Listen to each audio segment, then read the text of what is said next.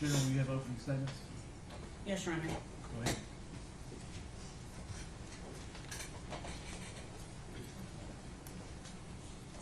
Good morning. Today we're going to talk about Evelyn Boswell for a few minutes. In 2019, Evelyn Boswell was a bright, growing little girl, full of life, healthy, learning to walk, learning to talk, doing all the things that a 12-month-old child would do. Which means today, 5 years later, Evelyn Boswell would be 6 years old.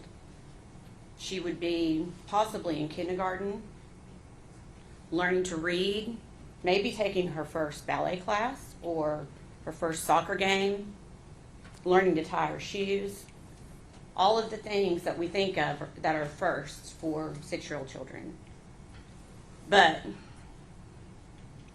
based upon the last 2 days of our jury selection, we all know that Evelyn Boswell is not going to do any of those things. We all know that all of that was taken away from her in December of 2019 by the defendant, Megan Boswell. And her life wasn't just cut short. It's not just a tragedy. Her life was violently ripped away from her. And we can all agree that it's a shock, it's a tragedy when a child dies. It's upsetting. It upsets all of us. You'll hear phrases like gone too soon, what a tragedy. A child has such a life ahead of them. And a lot of times it is a tragedy. And in this case, it's a tragedy too, but in this case, it was a preventable tragedy. There's so much more to this story that you are going to hear. Because Evelyn did not have to die. Evelyn could be here today. And so today, 5 years later, we are asking you to give justice to Evelyn Boswell. During this trial, you will learn that the one person, Evelyn's mother, Megan Boswell, who was entrusted more than anyone else to take care of her, to keep her safe, to protect her, that she failed her in the worst possible way.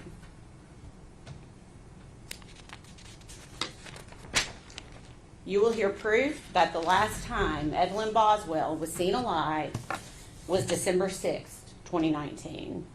You're going to hear that date a few times during this trial. That is the last time that Evelyn Boswell was seen alive. And that was just a few weeks after her first birthday. And you're going to hear from many witnesses who saw Evelyn frequently, saw her all the time, family members, Megan Boswell's friends, that all of a sudden are like, where's Evelyn? Where's Evelyn? We're not seeing. They're concerned. And they would ask Megan Boswell about it. And every time, Megan had an answer.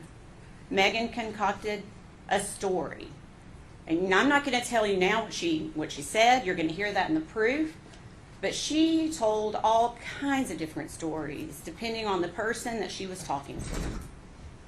And you will hear from those witnesses today. But you will hear, or this week, but you will hear there was concern. But they knew Megan. They thought they knew Megan, I should say. And so they wanted to trust that what she was telling them was the truth. But it was not the truth. So after December, what happens next? We have Christmas, New Year's. Where's Evelyn? There is no Evelyn. You will not see any proof that Evelyn was seen at Christmas, New Year's. Then we jump to January. The entire month of January 2020, 31 days. Where's Evelyn? There's no Evelyn. People are really starting to get concerned, and Megan Boswell continues to concoct stories of where Evelyn is to try to help people make sense so she can keep this going. The entire month of February 2020, Where's Evelyn? Again, at this point, family is really starting to get concerned that they have not seen Evelyn. And they're asking questions. Months pass. We're not talking about weeks. We are talking about over 2.5 months that Evelyn Boswell is missing.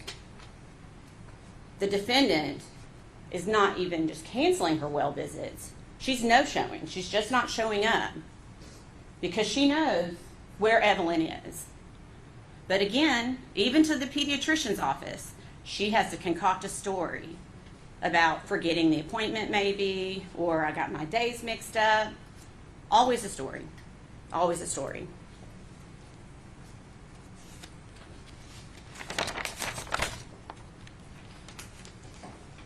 So we know now, we did not know then, but we know now that from early December, Evelyn Boswell, even though it had not been reported by Megan Boswell, Evelyn Boswell was a missing child from early December until almost the end of February. She was a missing child. And the only person who knew that, the person who was entrusted to take care of her the most, is the only person who knew that Evelyn was actually missing. And she just left it unreported. Over 2 months later, finally, Megan Boswell's dad, Tommy Boswell, finally essentially puts an ultimatum down on his daughter and says, I'm tired of the stories. If you don't show me my grandchild by the next day, I'm essentially calling the police. Well, Megan knew she could not do that, and she did not do that. And Tommy Boswell finally was the one to report Evelyn missing on February 18th of 2020. Finally, law enforcement gets involved, the Tennessee Bureau of Investigation gets involved, the FBI gets involved, all hands on deck to find this missing child. She's finally reported missing. But it's important to note that it was not Megan Boswell that reported her child missing. Megan Boswell never reported her child missing. So you're going to hear from December of 2019 until February of 2020, when it's finally reported, that the defendant's biggest believable story, that really is probably what kept the family from reporting earlier, is she was saying that Evelyn was with her father, Ethan Perry. And you'll hear a lot about Ethan Perry, and you'll get to hear from Ethan Perry yourselves. Ethan Perry is actually not Evelyn's father, but Megan led him to believe that he was the father. And everyone, for all purposes, also believed Ethan Perry was the father. So to the family, they're like, well, that's good. He's stepping up. The father's stepping up. That's good. We're proud of him. And that is the story that Megan Boswell told mostly to her family, to her friends. You were going to hear a lot of testimony about her just telling everyone that Ethan Perry has gotten Evelyn. First, you'll hear that they're trading weeks, but doesn't make sense because people are still not seeing Evelyn. So then Megan took it one step further, where he took her to court and got emergency custody, blaming her for something. And again, not true. There was never court. There were no documents. Juvenile court was never involved. It was just another story that Megan Boswell was telling because she knew where Evelyn was, and she had to keep perpetuating this lie. Interestingly enough, she didn't think it through completely because Ethan Perry at the time was in the Army in Louisiana. He lived in barracks, and I think we all understand and know that in the barracks there's not going to be a toddler running around. But Megan Boswell, in perpetuating that story, she didn't care. She got the entire Army involved in this to go investigate this poor guy who was trying to serve our country in Louisiana. Pulling him out of his duty, I can't imagine the chaos that caused, all because Megan Boswell wanted to perpetuate this lie. And Ethan Perry didn't even see Evelyn in December. You will hear that he came in to visit his grandparents on leave. He never saw Evelyn Boswell over Christmas or over December. We all know why now. But at the time, Megan again tells the story. Evelyn has the flu. She can't come. And you will hear the testimony that no one, not Ethan Perry or anyone else, saw Evelyn Boswell in December. The hard part. From early December of 2019 until later when her body was found, Evelyn was always in the same place. And Megan Boswell knew that. Megan Boswell knew that because she is the one that put Evelyn there. She placed Evelyn's body in a kitchen trash can. Her own trash can from her home, from the trailer that she shared with Evelyn.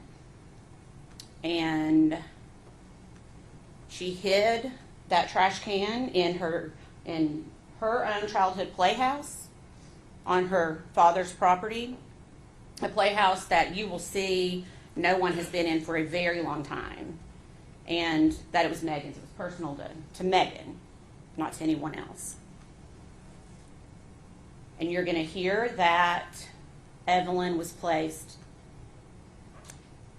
into the trash can upside down is the best way to describe it, head down, in a bag of trash, filled with food debris, broken eggs, her body just placed in there by the defendant.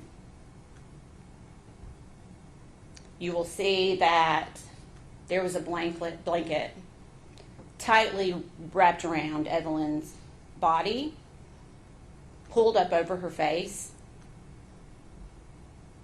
and quite a bit of aluminum foil then wrapped around her head.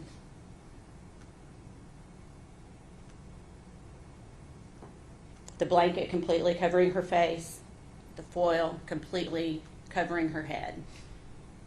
Upside down in a trash can, still in her purple fleece onesie and diaper. And as terrible as it is to say, you are going to hear that she just wasn't placed in the trash can, but then another trash bag was placed on top of her. And that trash bag was shoved down into the trash can, compressing Evelyn into the trash can. That's what we're dealing with today. And you're going to hear proof that directly links only one person to this crime, this horrendous crime.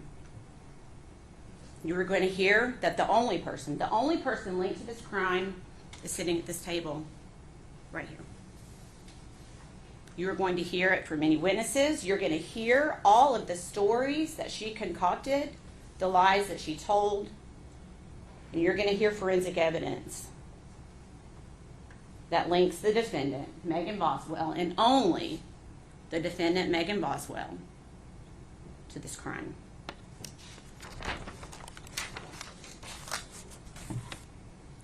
One step further. This entire time, Evelyn is decaying, decomposing in this trash can, again, upside down and compressed. What is Megan Boswell doing? Is she mourning her child? Is she worried? Is she scared? What is she doing? What would a mother be doing? Well, it's not what Megan Boswell was doing. And you're going to hear that because Megan Boswell got a new boyfriend, and it conveniently happened at pretty much exactly the same time that Evelyn disappears. When no one sees Evelyn again, Megan Boswell has decided she's just going to, Evelyn just out of the head, and she's moving on with her life. And she is living her best life, and you will hear that. She has this new boyfriend who has money, or at least she thinks he has money, and she's going to have a better life for herself. Not her child, but for herself. You will hear that she takes trips. She's clearly falling in love. She moves out of the trailer that she was living in with her child and moves in with this guy within weeks into his home in a very nice neighborhood in Bluntville, Tennessee. You are going to hear testimony that Megan Boswell is taking trips to Gatlinburg, to Pigeon Forge, staying at Margaritaville Hotel, all while her child is upside down decomposing in a trash can. You will never hear that Megan Boswell was upset, mourning her child, crying. All she does is continue to concoct lies to cover up what she did. Is that what a mother does?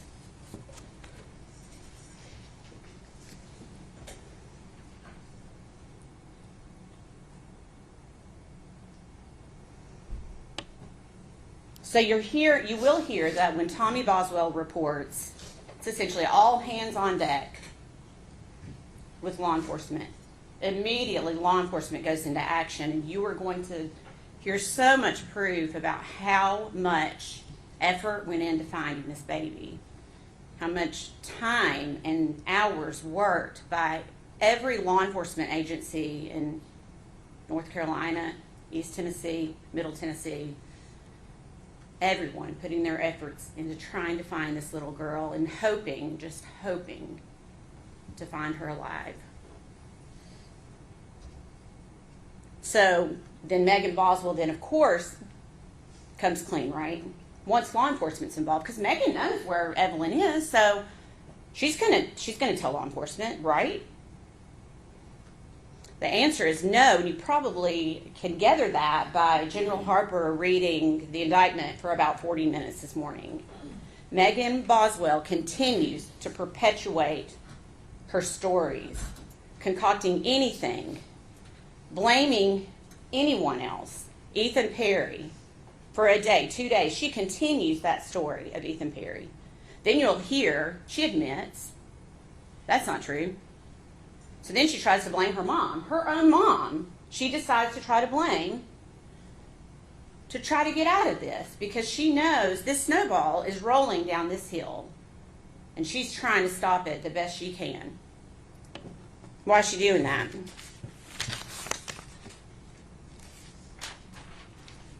It's because she knows that she brutally murdered her child and she's trying to cover it up. And maybe she had that hope that Evelyn would never be found. And even to this day, 5 years later, Evelyn would still be a missing child. The defense said something really interesting in jury selection yesterday afternoon that I want to touch on. He said to you, you only have one chance to get this right. Do you remember that? Then he said, Megan only has one chance to get this right. Do you remember that?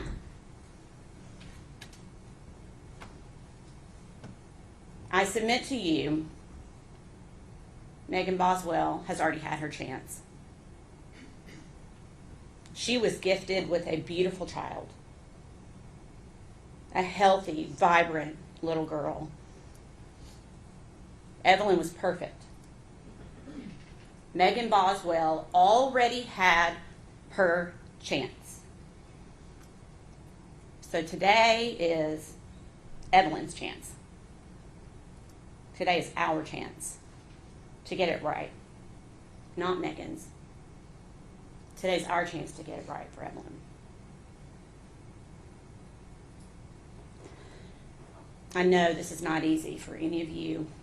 Thank you for serving. I promise you that this is not easy for any of us. It is not easy for any of us. But it's so important for us to be here today. You know you're going to see pictures that you don't want to see. You know you're going to hear things that you don't want to hear. But that's how we tell Evelyn's story. What she endured before her death, during her death, and even after her death. and where she had to sit for months while her mother continued just to live her life as if Evelyn didn't exist. Ladies and gentlemen, at the close of this proof, we believe you will be left with no doubt at all, that the defendant, Megan Boswell, is guilty as charged in every count of the indictment.